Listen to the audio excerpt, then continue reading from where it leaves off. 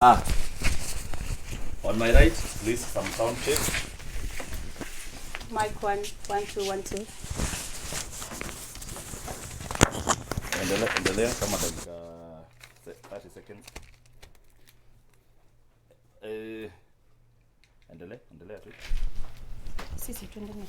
Wewe endelea tu kuongea. Mic check 1, 2, 1, 2. 1, 2, 1, 2, mic check.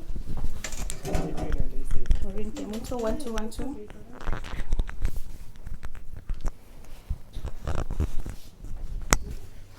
The die is cast. Tunajua.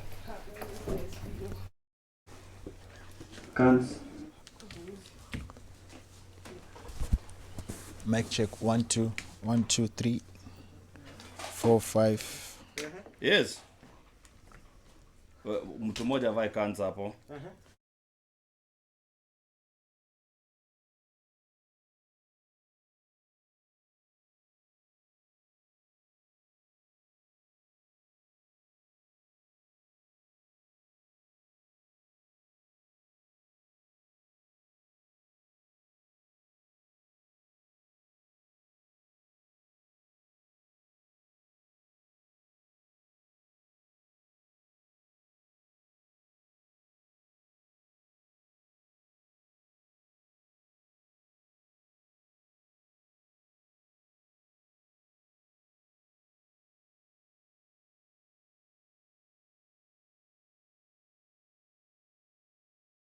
Basically that's it.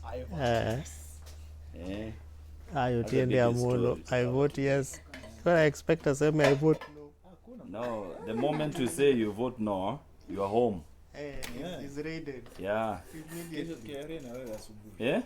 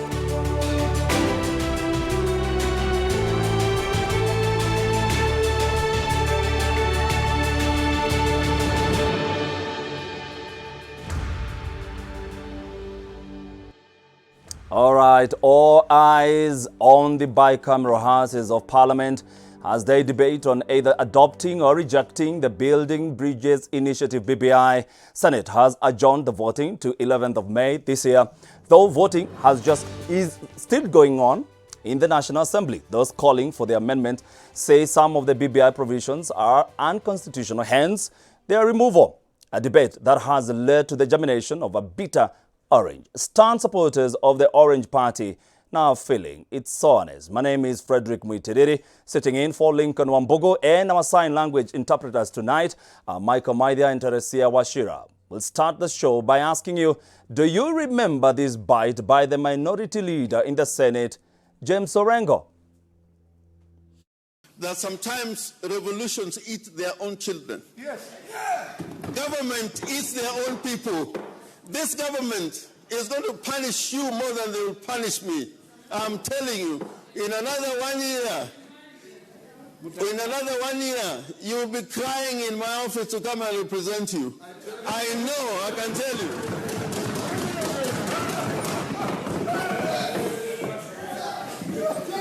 I've appeared for President Kibaki when he was in the opposition about laws which were made here. I've appeared for President Uhuru and Vice President Ruto when Kanu was going away. When Kibaki was taking away his members and making them ministers, I went to court on their behalf. But now that they're in power, they are forgetting. And power when power gets into your head, I can tell you, you will never remember that one day there's a bigger power, almighty, that will deal with you. Having covered politics for some time now, believe you me, I remember that day so well. Now speak to us and share your feedback through our SMS line that is on 111 444 111 or our social media handles that is at Switch TV Kenya or at Fred Mwitiri. Remember to use the hashtag tipping point so we could keep this conversation interactive as possible. Our guest tonight will definitely respond to your comments and answer your questions. They are governance expert and County Governance Watch Executive Director Kevin Osido, lawyer and political analyst Nordin Kagai, and politician Maureen Mora. We start off, Nordin. Yeah. You remember when Senator James Orengo said those words? You remember? Yes. What comes to mind today? Because he's facing the very same thing that he said a few years ago. He has been eaten by his own prophecy. His own prophecy has come to eat him. Yes. You see, the sad reality is that what he was talking about, power can corrupt. Yes. It has gotten to a point. You see, the problem is there is a tussle in the party. There is some succession politics that is awakening. You know, we are going towards a general election 2022, and I'm sure to succeed the party leader. Yes, and I'm also sure, aside from that, he has ambitions. He's been a senator twice. You have a governor whose term is over. Why not take a stab at the governorship? You see, but now that if that is not in line with what the party leader would want, that will bring a tussle. Ken, No. in this whole picture, we are seeing very astute lawyers. Yes. Guys who've been at it. Guys who would have died for ODM. Yeah. Who can die for ODM? They are the hot place and the hot seat they never thought would come to them. What do you make of this? What comes to my mind is a place of mentorship, leadership and mentorship.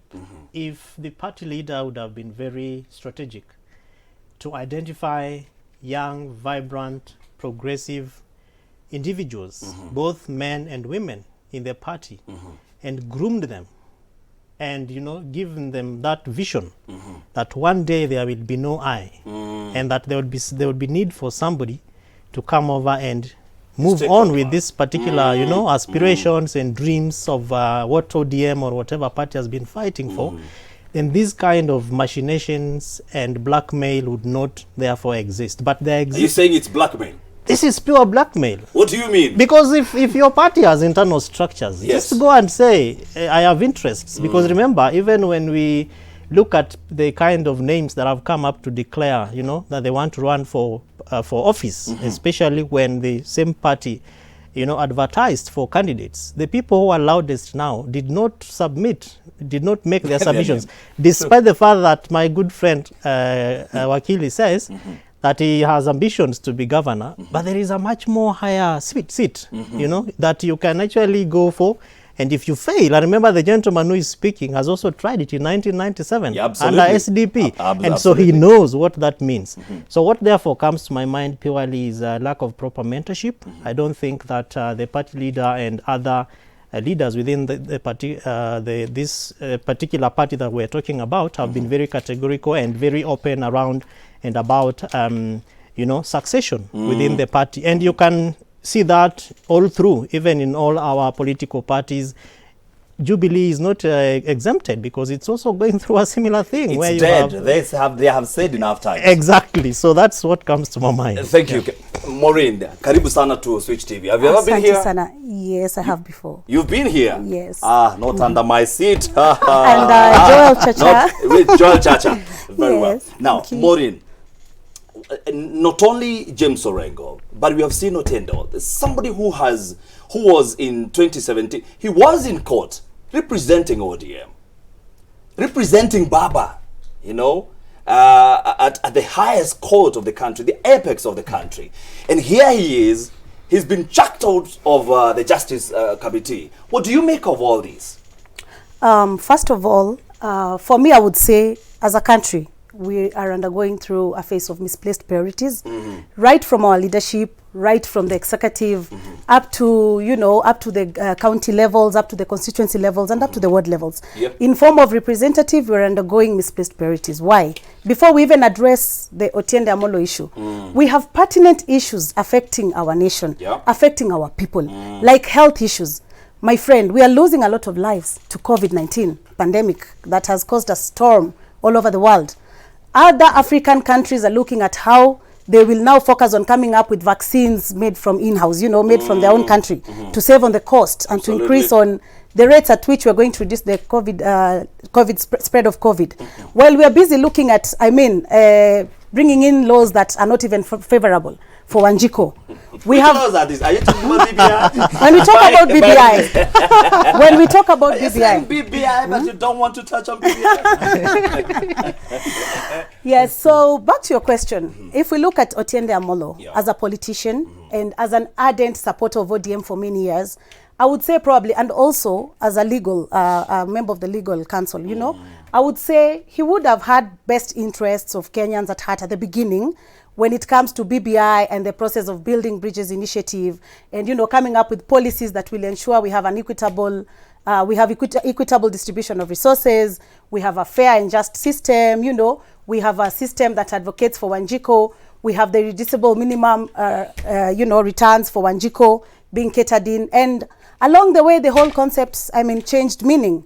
It got quashed with a lot of, you know, I'd term it as garbage. Because, yes, it's unnecessary for the Wanjiko, for the common Kenyan. So I think even for him, he feels betrayed. For him, and I'm sure part of the ODM fraternity feel betrayed. Because what they wanted to negotiate for, the common good of the country, in terms of, you know, uniting Kenyans, right from central to Nyanza to eastern to western, coming up with a Kenya where every Kenyan feels like they belong, where there's free and fair distribution of resources, is not what he's seeing as the outcome of the document being tabled. Hold that thought, because you're talking about Wanjiko, who has not been represented as much as we would want, as much as Kenyans would want. And it brings me to this point. BBI, today in Parliament.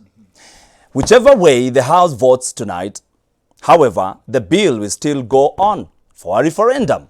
This is according to Article 255 of the amendment of the Constitution. If Parliament passes the bill, it shall be submitted to the President for assent in accordance to Article 256, Clause 4 and Clause 5.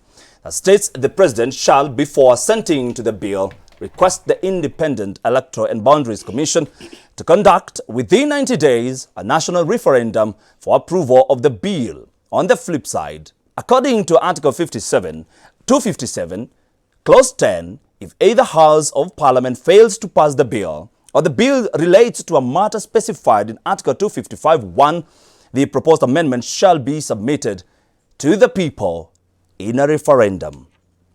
And tonight, the Parliament is voting on the BBI bill.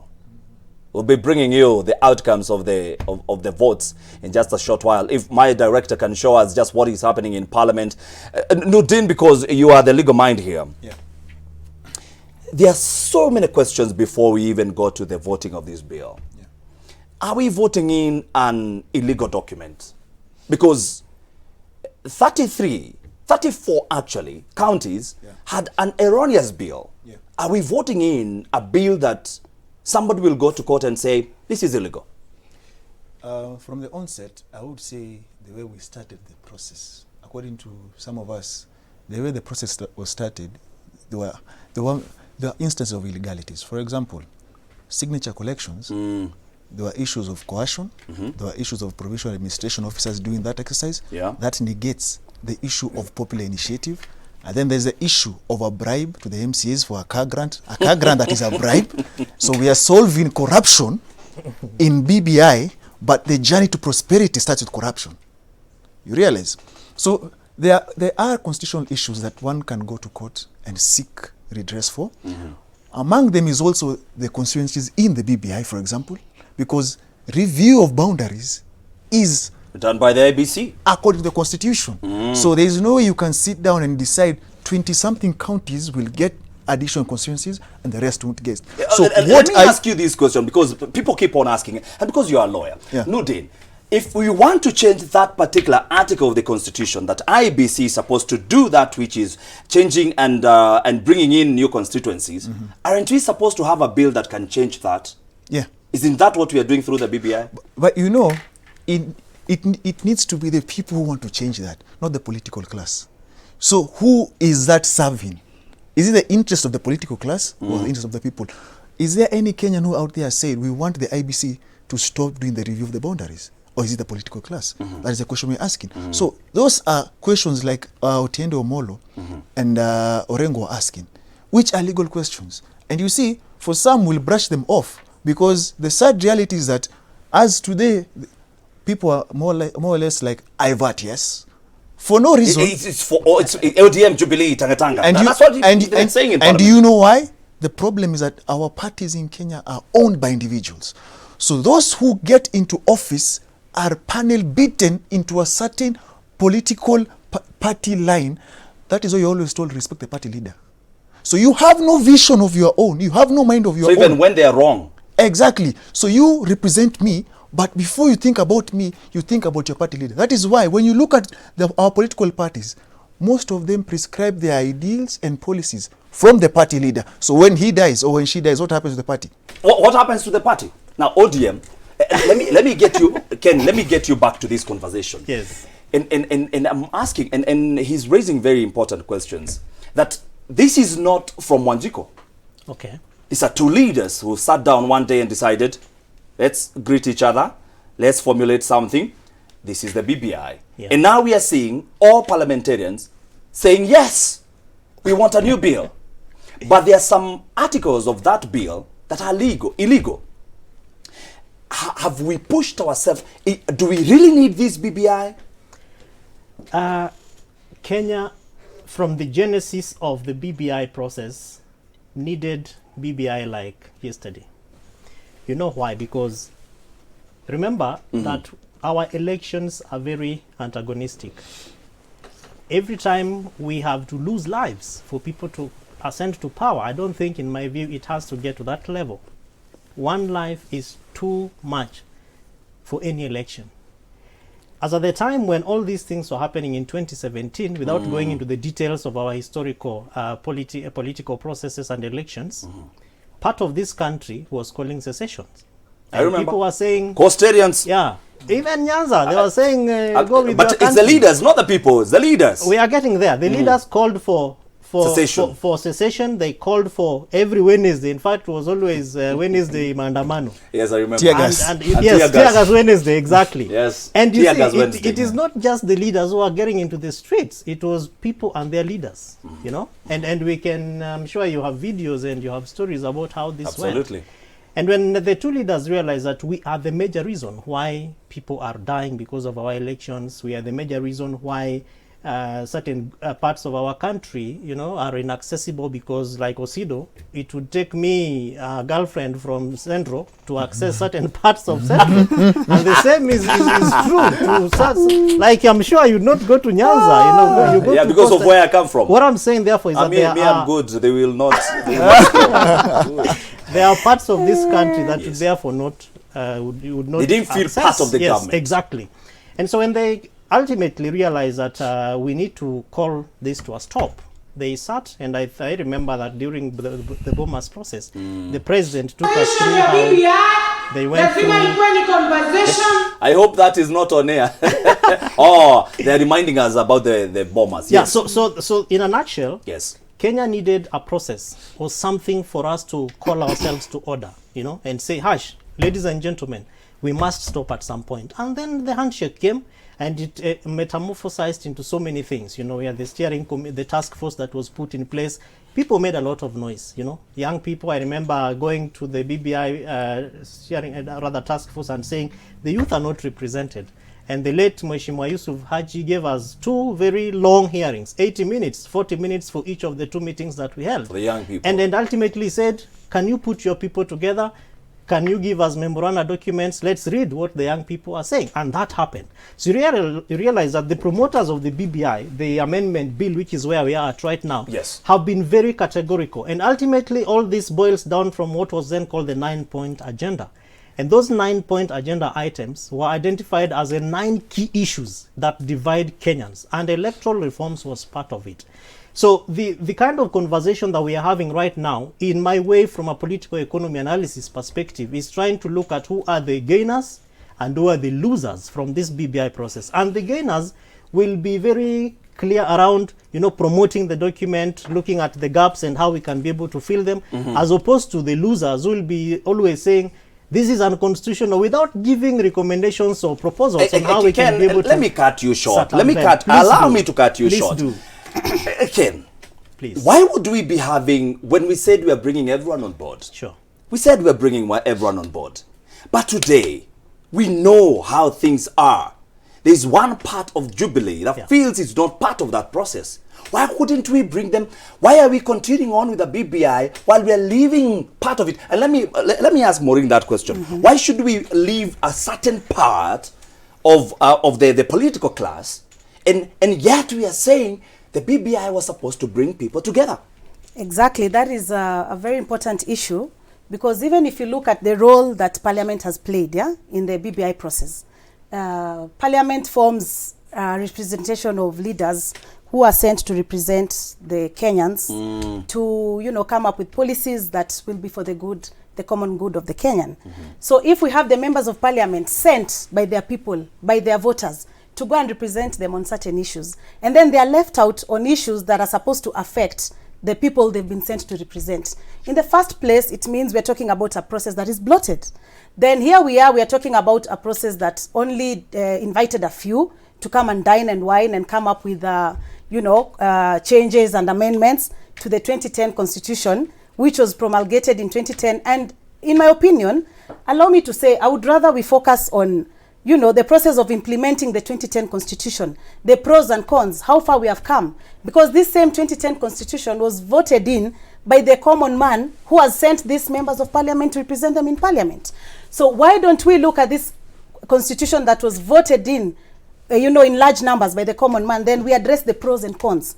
We have the national NCIC that was put in place to implement the 2010 Constitution. In my opinion and my view, I would be of the opinion that the government, or rather through the president, would have held a special meeting with the NCIC members, then allow them to come up with recommendations on how far the 2010 Constitution has come, what needs to be added, what needs to be amended, what needs to be changed, what is yet to be implemented, the challenges being faced during the implementation process, the challenges the counties are going through in terms of distribution of resources. That is what you could be looking at. The challenges the constituencies are going through in terms of distribution of resources, if we're to come to equity. That is what we could be looking at right now. Then we could be coming up with recommendations that will help better the 2010 Constitution, and while at it, then build the initiatives that we are meant to build through coming up with now a more concrete, improvement of the 2010 Constitution. Yes. And not a blotched document meant to altercate and change all the important, milestones we've struggled to come as Kenyans towards coming up with. Nurdin, it seems you'll be the ile maji tunasema ya kusawazisha. Do you agree that the BBI process was a fraud? We should have followed the process that Maureen is giving us. You'll give us those views in a short while. We are taking a short break. We'll be back with more in a short while on 111 444 111. Talk to us. We'll be reading your SMSs when we come back.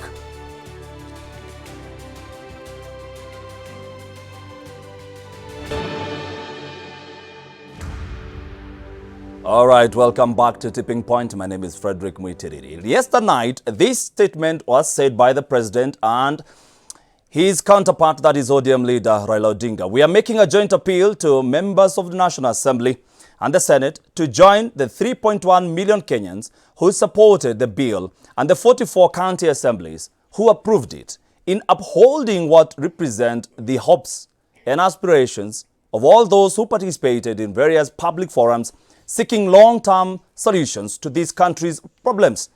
That is Raila Odinga, the ODM party leader, and of course, Jubilee party leader, Uhuru Kenyatta. And right about time, let's just listen into what is happening in Parliament as the voting for the BBI bill continues. Sophia Abdi.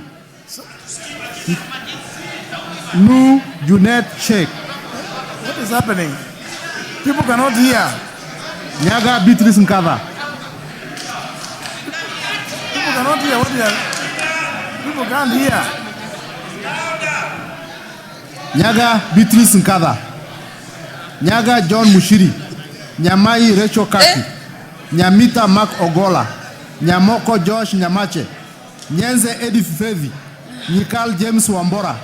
Nyoro Samson Dindi. Zambia Dhudias Kidhua. Zengu Paul Musimi. Zioka Erastus Kivazu. Their eye.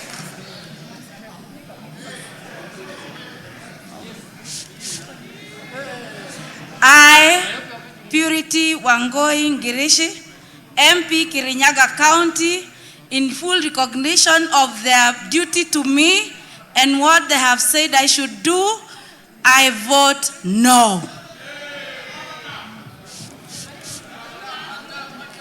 Mr. Speaker, I, Joash Nyamache Nyamoko, representing the good people of North Mogrango constituency in Nyamira County, I vote yes.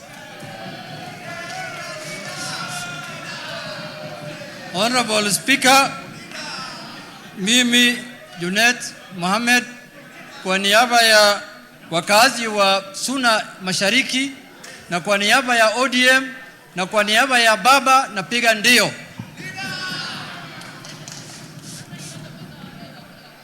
Mr. Speaker, sir, I, Beatrice Nkadha Nyaga, on behalf of the people of the Tharaka-Nithi County who have not gotten a constituency, I say no, no, no.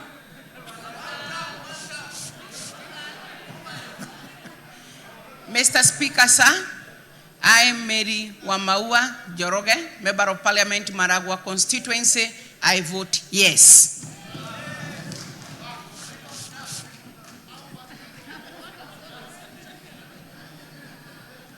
Bismillahirrahmanirrahim. I, Sophia Abdi Noor, Member of Parliament for Ijara. Lovely.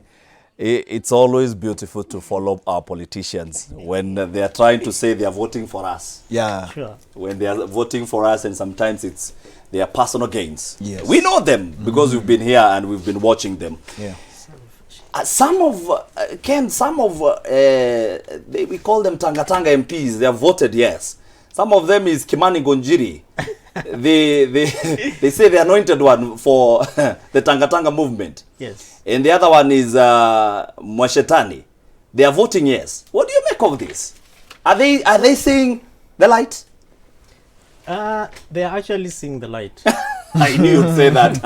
Again. No, not for anything. It's purely because over Yes. time, as we continue to dissect the BBI and also look at what this means for our next elections, the citizens are also speaking. I remember the MCAs at the grassroots are not silent because these are the next MPs. You know, so somebody who's been, for example, an MC at the county assembly level is aiming to the next level and he's saying, how come I voted for this document and our party is for it and our, party leader is for it? Who are you to be against it? And, so if we were probably Is it about party, Ken? Is it about party or the people? at this level, it is about party. Because remember, even the role of parliament But they're saying they're representing us, Ken. No, forget about that. At this level, even the role of parliament is very ceremonial. They don't have to vote. Whether they say yes, Or not. we are expecting around 176 from the National Assembly and 34 senators Senate. to vote.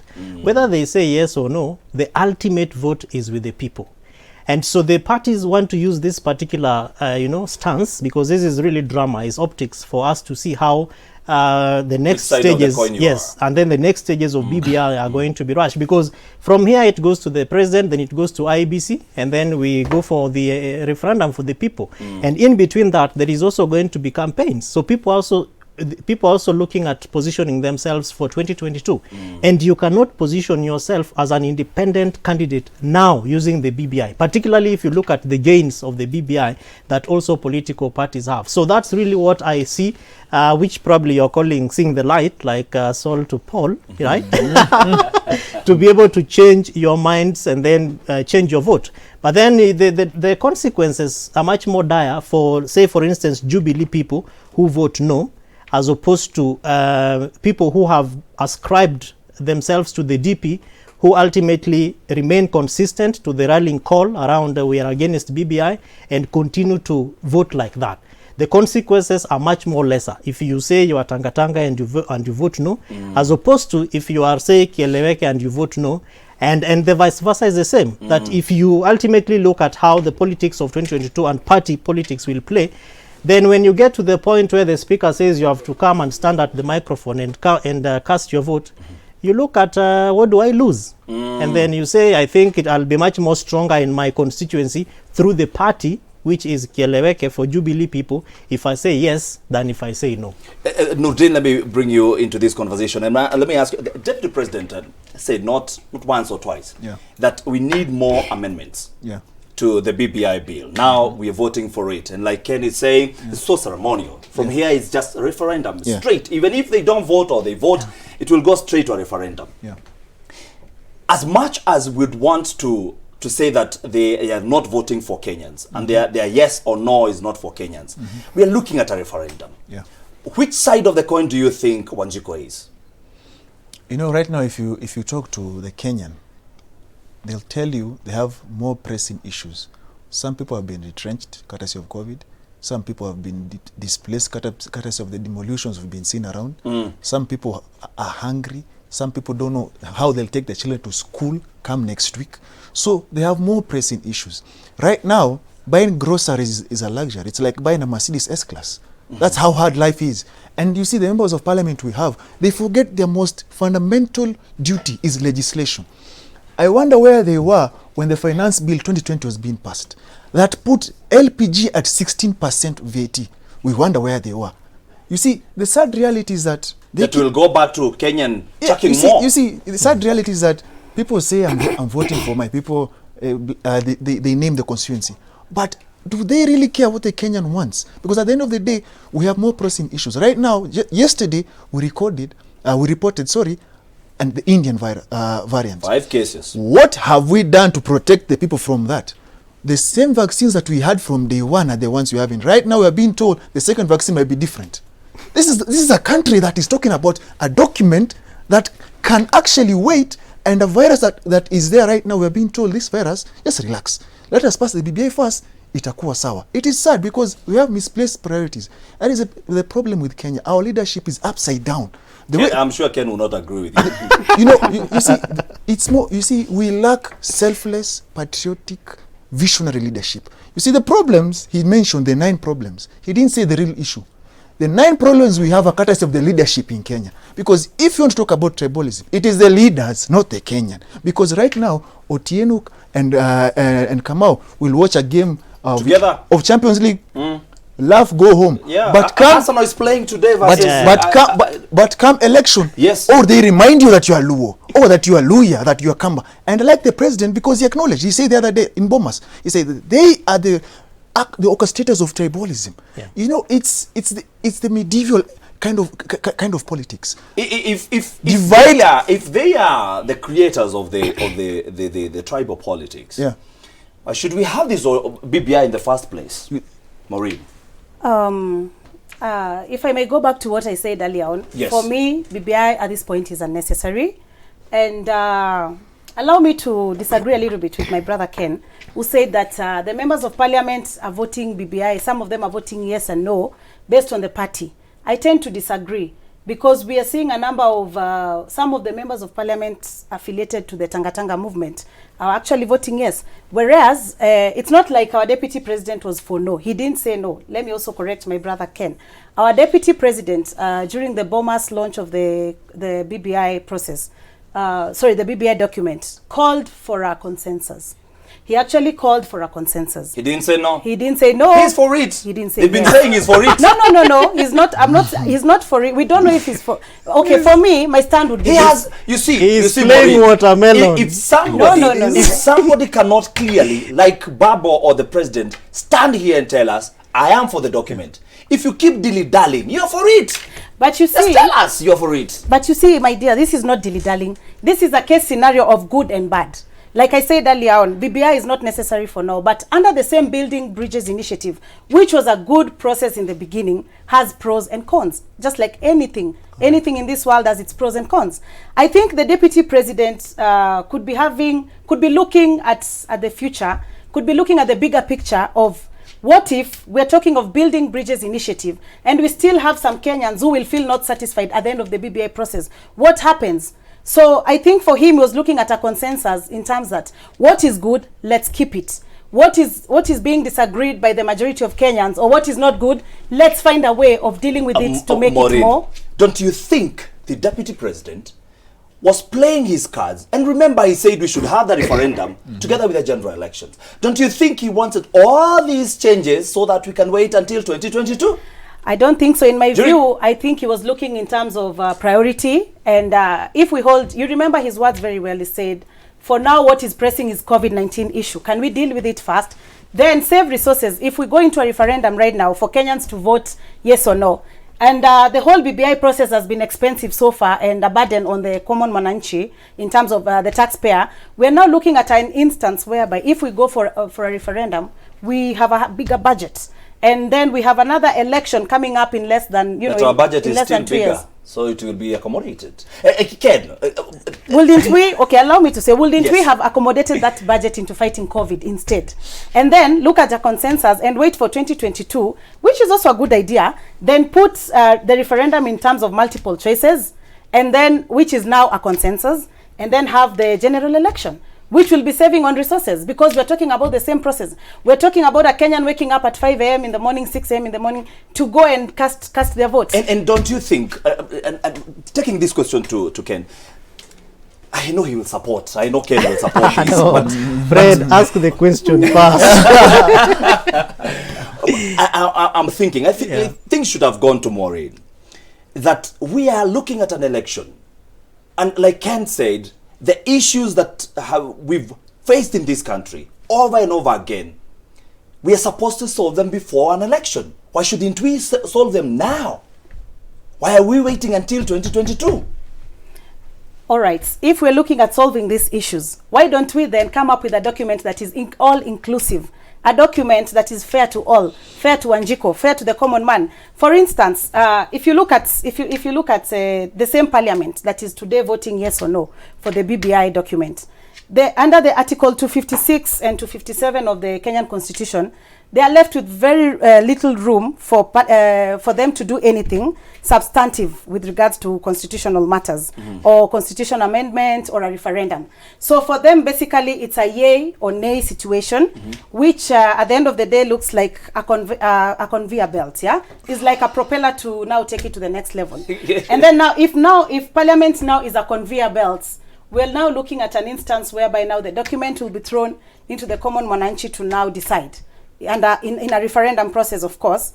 And for me, I would feel like now it has come a time where Kenyans have to stand up and do that which is right. Kenyans have to now stand up and now protect their country, protect their welfare, protect their future, protect the future of their children by voting no when it comes to the referendum. That is, if Parliament... This is a politician, total politician. She's running for office. Of course. Ken, yes, please. there are some clauses that even some members of ODM have said they are illegal. Now, we are taking this referendum to Wanjiko. It's definitely going to be a yes or a no. What are we telling Kenyans?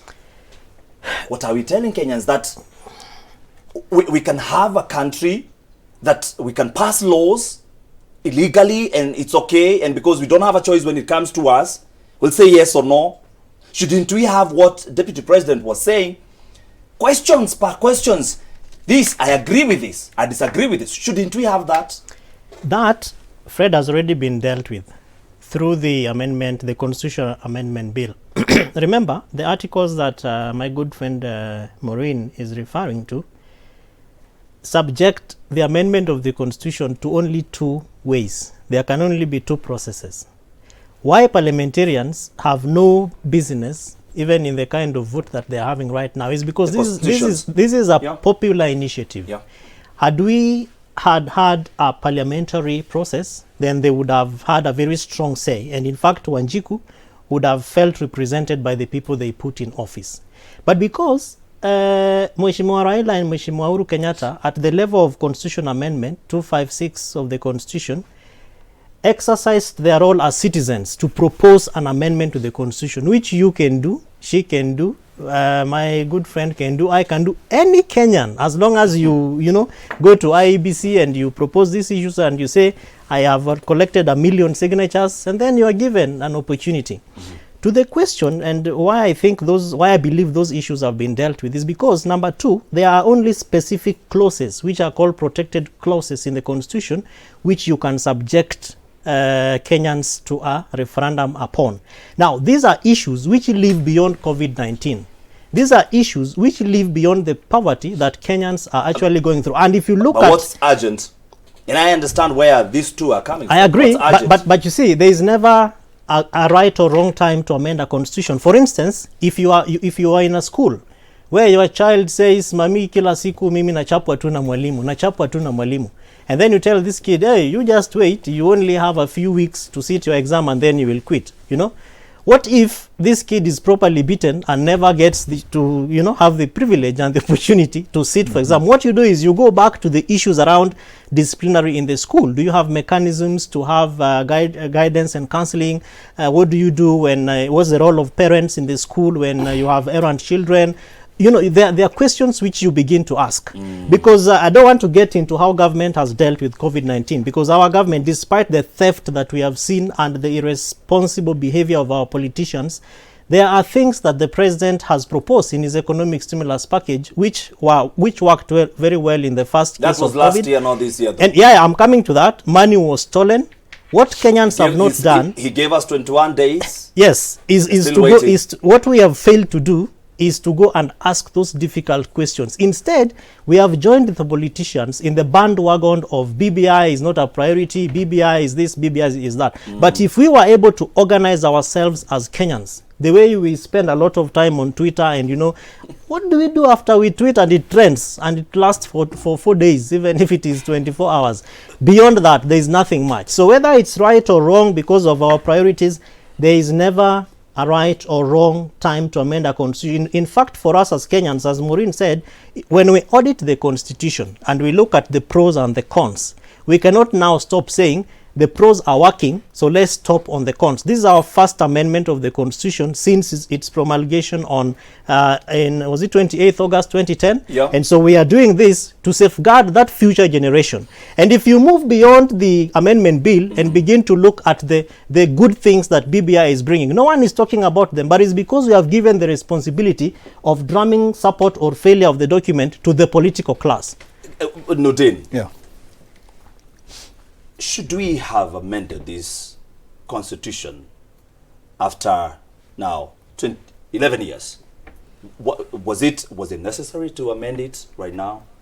You see, when the constitution was being passed in 2010, there were issues that were not okay. So people say, let it pass. Yeah, I remember it was 80% was yes. good, 20% was... So let's pass it. We shall revisit later. From where I sit, what is the urgency? Because this is a country where court orders are never followed. Observance of the constitution is next to nil. So right now you want to amend something that you don't subscribe to, something that you don't follow. People don't understand the meaning or the strength of the oath they take for office. Like right now, members of parliament, they're there, they're voting. If you ask them, read this oath of office. Do you know what this means? When you're being sworn in with a constitution, and you say you will protect, serve, and uphold the constitution. If you don't, that means you should be out of office. People don't understand that. Now we have a scenario where the constitution of Kenya has not been upheld, it hasn't been protected, and people violate it. But now they say, you know what, it's hard to amend, let us amend this thing. It's like you have a child and then you are unable to take him or her to school because you don't have school fees, but you say, let me solve this by getting another child. It doesn't make sense. It doesn't make sense. It is misplaced priorities. We are a country where we are meant to mark 58 years of independence in 2021, but still facing the three most important diseases in Kenya. That is ignorance, poverty, and diseases. 1963. And then you dare say, listen, you dare say that, you know what, BBI is a way to prosperity.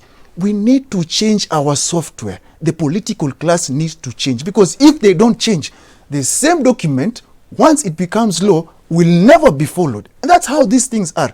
You see, they are the same monkeys, different forests. Now, they're jumping from one party to a new party, one alliance to another alliance. What the BBI is meant to do is meant to do two things. It is meant to bring about BBI billionaires. You know, everything in Kenya is a scandal in the waiting, and it's meant to bring about political formations.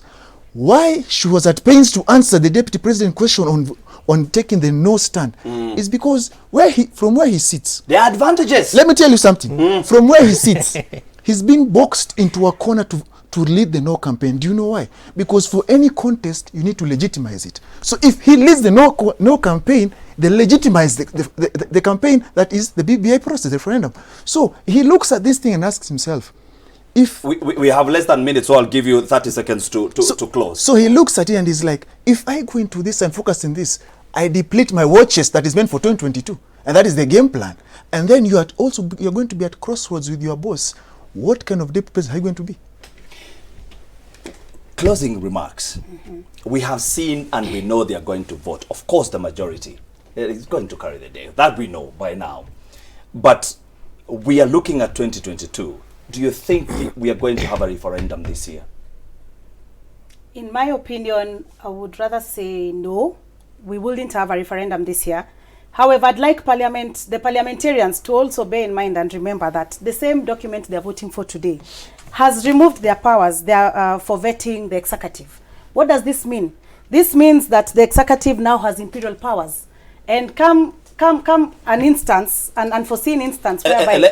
I know you'd want to continue with this, but I've given you 30 seconds, Ken, 30 seconds, your closing remarks. Now, is it necessary we have a referendum this year? We have COVID-19? Yes or no? Yes. Why? The process has already, as they say, from the political level, the train has left the station. And Kenyans will have to arise from our comfort zones to take over the power. Remember, our sovereign, Article 1 of the Constitution gives sovereign power to the people. We have surrendered this by sending people to represent us. We need to sit back where you are watching us from at home, including my family members, Natalie and team. Ask Mami, what is your role in making this country a better place? Thank you very much. We close with that. What is your role as a person, as an individual, in making this country better? The trouble with the government is that it talks too much, acts too slow, and does too little, doesn't it? What the country needs instead is not more laws, but more good men in public service. By Rodrigo Duterte. All right, and I will tell you this, the views by these great people are not those views of this station, Switch TV, but individual views. Thank you so very much for coming in. Nurdin, my friend, Ken, and Maureen. Thank you for having time for Switch TV. Until next week, my name is Frederick Muitiriri. I'm being told that voting will close in 10 minutes, so unfortunately, I would have wished to tell you the outcome, but I know you'll be following that. Have yourself a good night.